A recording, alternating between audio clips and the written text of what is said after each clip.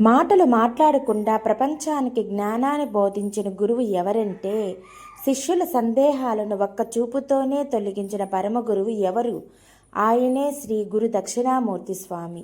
ఈ అద్భుతమైన కథను చివరి వరకు వినండి. అందరికీ నమస్కారం. మన గోల్డెన్ ఛాంప్స్ ఛానల్ ప్రేక్షకులకు స్వాగతం.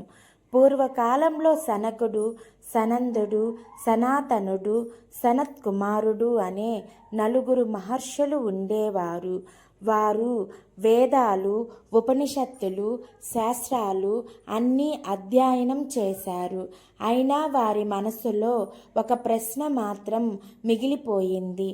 ఆత్మ అంటే ఏమిటి? పరబ్రహ్మను ఎలా తెలుసుకోవాలి? ఈ సందేహానికి సమాధానం చెప్పగల గురువు కోసం ముల్లోకాలు వెతికారు. ఎంతోమంది మహర్షులను కలిశారు. ఎన్నో యజ్ఞాలు చూశారు.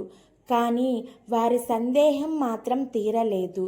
చివరికి దేవతలు అందరూ వారితో, మీ సందేహాన్ని తీర్చగలవాడు ఆ పరమశివుడే. అప్పుడు ఆ నలుగురు మహర్షులు కైలాసానికి బయలుదేరారు.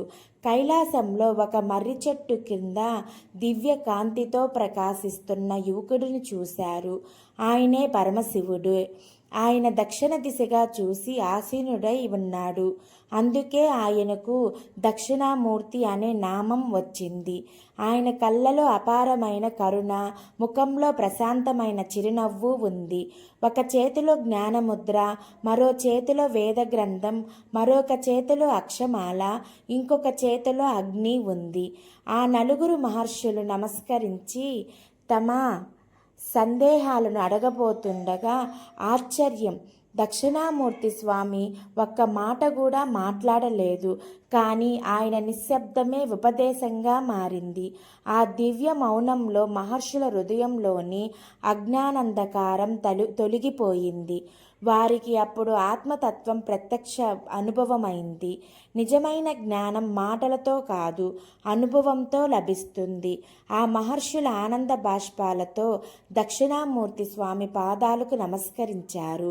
అప్పటి నుంచి పరమశివుడు జగద్గురువు, ఆది గురువు, శ్రీ గురు దక్షిణామూర్తిగా భక్తులచే ఆరాధించబడుతున్నాడు.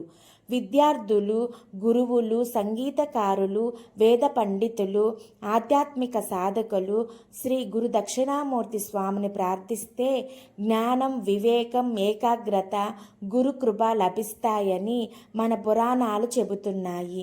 ఈ కథలో తెలుసుకోవలసిన నీతి ఒక 4 మాటల్లో. నిజమైన గురువు మనలోని అజ్ఞానాన్ని తొలగిస్తాడు. మౌనంలో కూడా గొప్ప జ్ఞానం దాగి ఉంది. వినయం ఉన్నవారికే విద్య పరిపూర్ణంగా లభిస్తుంది. గురుకృప ఉంటే అసాధ్యమైనది కూడా సాధ్యమవుతుంది. శ్రీ గురు దక్షిణామూర్తి అనుగ్రహం మీ అందరిపై ఉండాలని కోరుకుంటున్నాను. ఓం నమో భగవతే దక్షిణామూర్తియే నమః అని భక్తితో జపించండి. ఈ కథ నచ్చితే ఒక లైక్ చేయండి. మరిన్ని భక్తి కథల కోసం మన గోల్డెన్ ఛాంప్స్ ఛానల్ను సబ్స్క్రైబ్ చేయండి. ధన్యవాదాలు.